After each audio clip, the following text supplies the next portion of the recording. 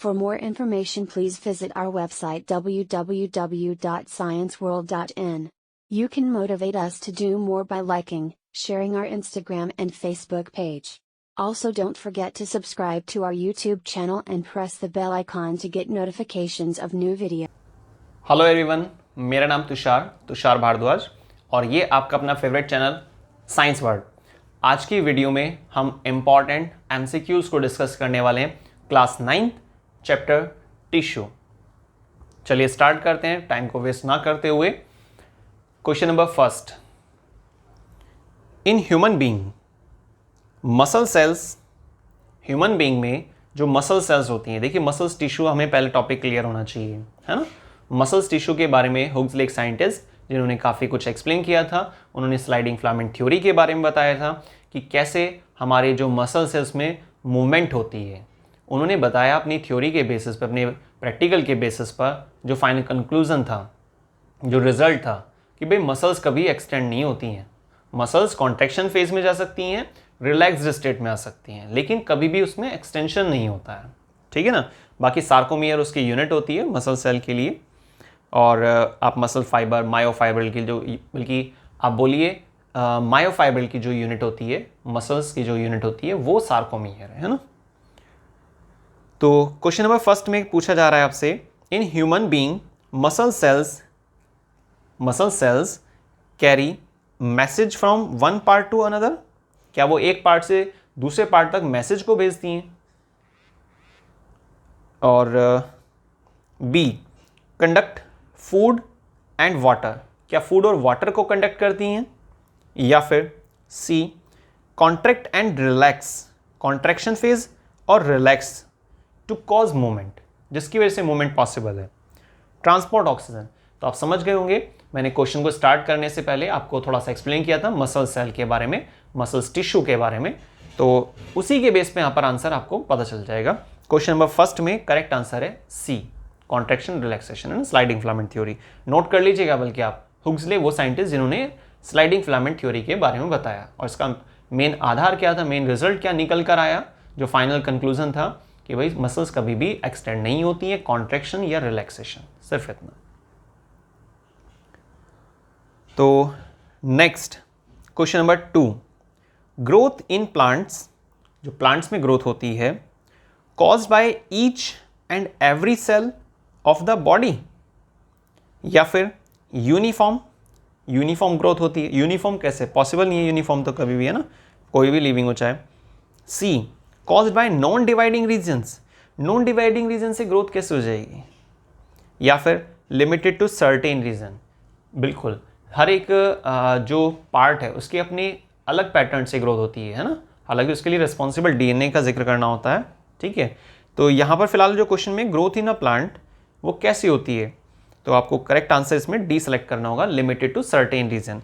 अलग अलग रीजन के हिसाब से अलग अलग ग्रोथ देखी जाती है, कोई यूनिफॉर्म नहीं होती, ना ही ऐसा है कि कोई नॉन डिवाइडिंग रीजन है वो रिस्पॉन्सिबल है ना, ठीक है। क्वेश्चन नंबर सेकंड में डी करेक्ट है। Next, one of the following tissue is responsible for the cell division in a plant. Plant body में जब सेल डिवीजन की बात आती है ना, हाईली डिवाइडिंग टिश्यू, तो एक ही नाम आता है, और वो क्या है? Meristematic tissue. मेरिस्टेमेटिक टिश्यू पर तो टिश्यू कल्चर टेक्निक भी आपने सुना होगा, तो काफ़ी इंपॉर्टेंट टेक्निक है, और तो मेरिस्टेमेटिक टिश्यू ही हाईली डिवाइडिंग टिश्यू होते हैं ना। तो क्वेश्चन नंबर थर्ड में करेक्ट आंसर आपका A, meristematic tissue, xylem, sclerenchyma, phloem, ये सब कंफ्यूज करने के लिए। Next question number 4, which one of the following tissue give mechanical support to the young dicotyledons stem. Monocot dicot है ना, ये एक जनरल नाम है, ये हमें मालूम होना चाहिए, भले ही 9th क्लास का टॉपिक चले। तो मोनोकोट मतलब जिसमें सिंगल स्ट्रक्चर देखी जाती है, जैसे कि राइस। अगर आप बात करते हैं डाइकोट की, तो उसमें पल्सेस वगैरह, आप आलमंड, ये सब चीज़ें ले सकते हैं ना। तो डाइकोटिलेडन्स जो नेचुरली 2 में डिवाइड होता है, थोड़ा सा आप फोर्स लगाते हैं 2 पार्ट में बट जाता है, ठीक है। तो मोनोकोट डाइकोट। तो which one of the following tissue give the mechanical support to the young dicot stem या डाइकोटिलेडन्स स्टेम? कौन से टिश्यू हैं, ठीक है। तो पैरेन्काइमा, स्क्लेरेन्काइमा, मेरिस्टेमेटिक टिश्यू, ठीक है। तो फिर कॉलेनकाइमा है ना। क्वेश्चन नंबर 4 में बी, कॉलेनकाइमा। याद रखिएगा, कॉलेनकाइमा सपोर्टिव टिश्यू होते हैं ना डाइकोटिलेडोनस स्टेम के लिए। ये चीज़ें थोड़ा आपको लर्न करनी होगी, बल्कि इनके आप है ना एक अलग से टेबल या टेबलर फॉर्म आप अपने रजिस्टर में बना लीजिएगा। और थोड़ा लर्निंग में ना, या जब एग्जाम टाइम होता है तो उस टाइम क्या है, हमें शॉर्ट ट्रिक्स चाहिए होती हैं। अभी हम पूरा पढ़कर चल रहे हैं, लेकिन एग्जाम टाइम पर क्या है, हमें पॉइंट टू पॉइंट पढ़ना होता है। ठीक है, next question number 6, permanent tissue are derived. जो परमानेंट टिश्यू है वो ड्राइव्ड होते हैं फ्रॉम, कहाँ से प्राप्त होते हैं परमानेंट टिश्यू? सिंपल टिश्यू से, कॉम्प्लेक्स टिश्यू से, कॉलेनकाइमा से, या मेरिस्टेमेटिक टिश्यू से? तो देखिए अभी मैंने आपको बताया कि मेरिस्टेमेटिक टिश्यू क्या होते हैं, हाईली डिवाइडिंग टिश्यू होते हैं ना, जैसे कि आपने देखा होगा apical meristem, intercalary meristem, lateral meristem, 3 part में अपने इनके बारे में डिटेल सुनी होगी, है ना, लोकेशन के हिसाब से। अपेक्स पर है तो apical meristem, side by side तो लेटरल मेरिस्टम, और इंटरकैलरी जो मिडिल पार्ट में होता है ना, रूट्स में, स्टेम में पाए जाते हैं। तो परमानेंट टिश्यू आर ड्राइव्ड कहाँ से? Meristematic tissue. तो क्वेश्चन नंबर 6 में सी करेक्ट आंसर है। Next question, question number 7, 2 bones are connected to each other. एक बोन दूसरी बोन से कैसे जुड़ी होती है? कोई स्ट्रक्चर होती होगी ना, तभी तो एक बोन दूसरी बोन से अटैच है ना। तो उसी का आंसर हमें यहाँ पे सिलेक्ट करना है, ligament, tendon, nerve, calcium, phosphorus. तो करेक्ट आंसर तो यहाँ पर लिगामेंट है। देखिए लिगामेंट का फंक्शन क्या होता है ना, कि एक बोन को दूसरी बोन से कनेक्ट करना। जब बात आती है टेंडन की, तो टेंडन क्या करते हैं, मसल्स को बोन से अटैच करते हैं। ठीक है, तो याद रखिएगा ये काफ़ी इंपॉर्टेंट टॉपिक है, ईजी है, पर इसमें मिक्सिंग हो जाती है कि लिगामेंट क्या काम कर रहा है और टेंडन क्या काम कर रहा है ना। फंक्शन आप याद रखिएगा, लिगामेंट का फंक्शन है एक हड्डी को दूसरी हड्डी से जोड़ना, ligament. Next question number 8, areolar tissue is found between around the blood vessels, nerves, B option skin and muscles, C in bone marrow, D all of these. तो एरियोलर टिश्यू, एक मिनट, क्वेश्चन नंबर 8 में आप देखिए आपसे पूछ रहा है कि areolar tissue is found between, तो अराउंड द ब्लड वेसल्स और नर्व्स, हाँ बात ठीक है, स्किन भी ठीक है, बोन मैरो तो ठीक है। फिर इसमें तो डी ऑप्शन सेलेक्ट करना होगा हमें, ऑल ऑफ दीज, क्योंकि ये तीनों ही पॉसिबल है ना, तीनों ही जगह पर देखे आते हैं एरियोलर टिश्यू। ठीक है, तो क्वेश्चन नंबर 8 में डी करेक्ट आंसर है। 9, bone is an example of. जो बोन्स हैं वो एक एग्जाम्पल है किस चीज़ का? क्या ये एपिथेलियल टिश्यू है, मस्कुलर टिश्यू है, नर्वस टिश्यू है, कनेक्टिव टिश्यू है? देखिए एनिमल बॉडी में जो टिश्यूज होते हैं उनको 4 भागों में बांटा जाता है। यहाँ पे चारों के नाम डालते हैं और बस ये पूछा गया आपसे कि वे बोन्स किसका एग्जाम्पल होना चाहिए। अब वो 4 नाम क्या है? एक तो एपिथेलियल टिश्यू, एक नर्वस टिश्यू, अभी हमने थोड़ी देर पहले भी डिस्कस किया था उसके बारे में, और बी मस्कुलर टिश्यू, सी कनेक्टिव टिश्यू। तो सही आंसर यहाँ पर क्या है? Connective tissue. ब्लड एक कनेक्टिव टिश्यू होता है, बोन्स जो है वो भी कनेक्टिव टिश्यू की लिस्ट में आती है, याद रखिएगा आप, है ना। तो क्वेश्चन नंबर 9 में correct answer C. Next question number 10, muscles contain special protein. Muscles में स्पेशल प्रोटीन होती है, पर कौन सी प्रोटीन होती है? Tubulin, contractile protein, globulin, carrier protein. Carrier तो शिफ्टिंग वगैरह के लिए होती है ना। तो वैसे यहाँ पर देखिए मैंने आपको लास्ट वीडियो में भी एक्सप्लेन किया था, और अभी थोड़ी देर पहले भी बात आ रही थी हुक्सले के बारे में। हुक्सले एक वो साइंटिस्ट थे जिन्होंने स्लाइडिंग फिलामेंट थ्योरी के बारे में बताया, और यहाँ पर उससे रिलेटेड फिर से एक क्वेश्चन आ गया है। उन्होंने कहा था कि जो कॉन्ट्रैक्टाइल प्रोटीन होती हैं, जिसमें आप एक्टिन, मायोसिन, है ना, स्लाइडिंग फिलामेंट थ्योरी में जो काम आती हैं, तो उनका जिक्र होता है। तो मसल्स की जो स्पेशल प्रोटीन है उसको हम क्या बोलते हैं? Contractile protein. एक जनरल नाम दे सकते हैं हम, अदरवाइज एक्टिन और मायोसिन का जिक्र कर सकते हैं। तो वहीं से आंसर आ रहा है हमारा ये। क्वेश्चन नंबर 10 में करेक्ट आंसर है बी, कॉन्ट्रैक्टाइल प्रोटीन, जो मसल्स के अंदर पाई जाती है। Next, nerve fibre bound together by connective tissue makeup. Nerve fibres जब आपस में बंधे होते हैं कनेक्टिव टिश्यू के द्वारा, तो उनके मिलने से क्या बनता है? लिगामेंट, टेंडन, ग्लैंड या नर्व? भाई नर्व फाइबर है तो फिर नर्व्स की फॉर्मेशन करेंगे ना, ठीक है। तो क्वेश्चन नंबर 11 में सी करेक्ट आंसर, नर्व।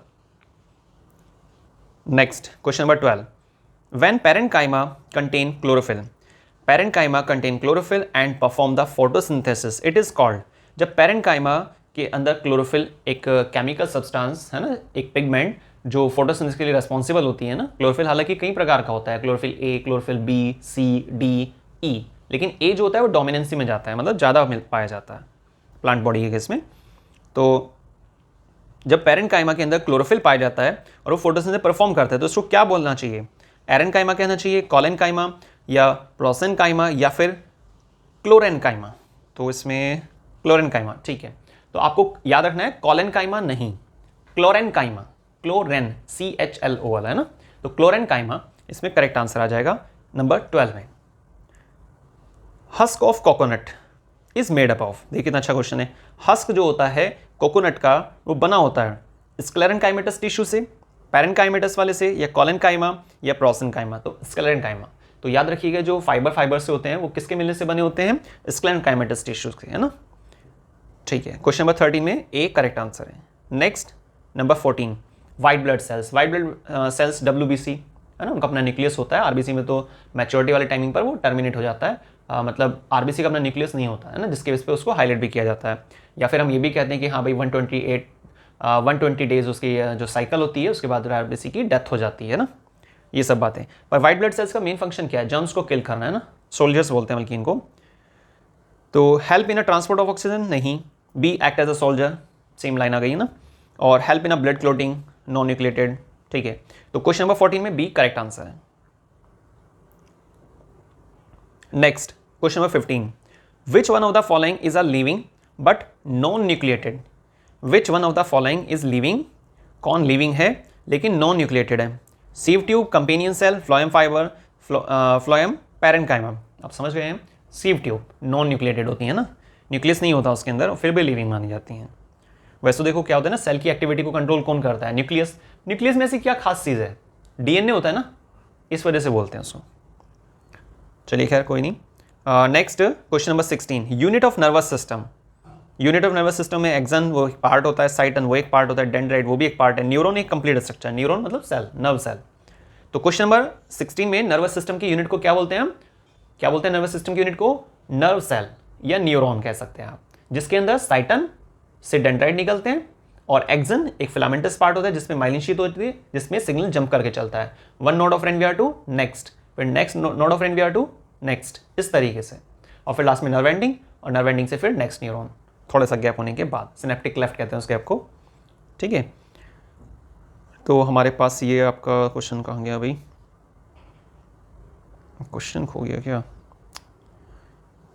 अच्छा, तो क्वेश्चन नंबर 16, हाँ 16 की बात चल रही थी ना। क्वेश्चन नंबर 16 में करेक्ट आंसर आपका बी, न्यूरॉन, नर्व सेल या फिर। Next question number 17, question number 17, striated muscles are found in a. Striated muscles कहाँ पाई जाती हैं? गॉल ब्लेडर में, ब्रोंकाई की वॉल में, ब्रोंकाई तो याद है ना, ट्रैकिया का डिवीजन है ना ब्रोंकाई, तो ब्रोंकाई की वॉल में, या गॉल ब्लेडर में, या लंग्स में, या लेग मसल्स, ठीक है ना। तो स्ट्रेटेड मसल्स जो होती हैं वो हमारे पास लेग मसल्स या हैंड मसल्स इनमें पाई जाती है, पर लेग मसल्स ऑप्शन में तो फिर वही सेलेक्ट कर लेंगे हम, है ना। तो क्वेश्चन नंबर 17 में C correct answer. Next D. Next question number 18, smooth muscles occurs in veins, arteries, uterus या ऑल ऑफ दीज। तो इन तीनों में ही अवेलेबल है, तो इसका मतलब तो डी ऑप्शन सेलेक्ट करना होगा हमें। देखिए जैसे स्मूथ मसल्स कहाँ मिल रही हैं, कार्डिक मसल्स तो खैर बहुत ईजी है, स्केलेटल मसल्स कहाँ है, ब्लड को हम क्या कहते हैं, तो इस तरह से कुछ छोटी छोटी चीज़ें जो आपको चैप्टर पढ़ने पर क्लियर हो जाएंगी, है ना। क्योंकि यहाँ पर तो हम एक एक जो टॉपिक डिस्कस किया जा सकता है क्वेश्चन से रिलेटेड वही समझ पा रहे हैं, लेकिन चैप्टर को अगर हम क्लियर करेंगे तो बहुत ज़्यादा बेस्ट है ना, उसके बाद क्वेश्चन बहुत आसान लगेंगे आपको। तो खैर नेक्स्ट नंबर 19, क्वेश्चन नंबर 19 में periderm is produced from cork cambium, procambium, secondary cortex या वेस्कुलर कैम्बियम। तो ठीक है, क्वेश्चन नंबर 19 में periderm is produced from cork cambium, तो कॉर्क कैम्बियम से प्रोड्यूस होता है पेरिडर्म, ये याद रखना आपको, एक लेयर की बात की जा रही है यहाँ पर। नेक्स्ट और last question number 20, which one of the following is example is a simple permanent tissue. Simple permanent tissue कौन से हैं? मेसोफिल सेल्स ऑफ लीव के अंदर जो पाए जाते हैं, एरेनकाइमा, कॉलेनकाइमा, स्क्लेरेनकाइमा, क्लोरेनकाइमा। तो आप समझ चुके हैं यहाँ पर जो आपके मेसोफिल सेल में पाए जाते हैं लीव के अंदर, वो कौन से हमारे पास हैं टिश्यूज, वो है आपका क्लोरेनकाइमा, ठीक है। तो क्वेश्चन नंबर 20 में करेक्ट आंसर है क्लोरेनकाइमा, ठीक है, नंबर सी ऑप्शन। तो बहुत बहुत धन्यवाद, आपने वीडियो को स्टार्टिंग से लास्ट तक देखा। आप प्लीज़ कमेंट करके बताइए आपको क्वेश्चंस कैसे लगे, एक्सप्लेनेशन कैसे लगी, और शेयर कीजिए, लाइक कीजिए, और प्लीज़ अगर आपने हमारे चैनल को सब्सक्राइब नहीं किया है तो आप सब्सक्राइब कीजिए। देखते रहिए साइंस वर्ल्ड में आने वाली सभी वीडियोज़ को। मिलते हैं नेक्स्ट वीडियो में, तब तक के लिए धन्यवाद।